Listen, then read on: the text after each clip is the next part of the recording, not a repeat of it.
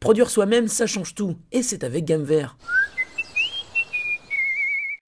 Comment semer des engrais verts?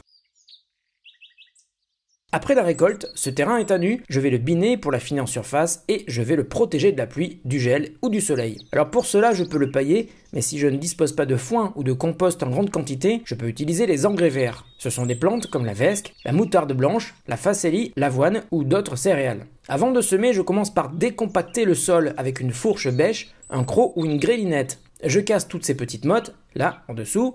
Ensuite, j'égalise rapidement. Mon mélange d'automne est composé d'avoine, de petit épeautre, de seigle, de luzerne et de blé. Il en existe d'autres pour le printemps ou l'été. Il faut les semer en général avec une densité de 100 grammes pour 20 à 25 mètres carrés. Je fais un semis très clair.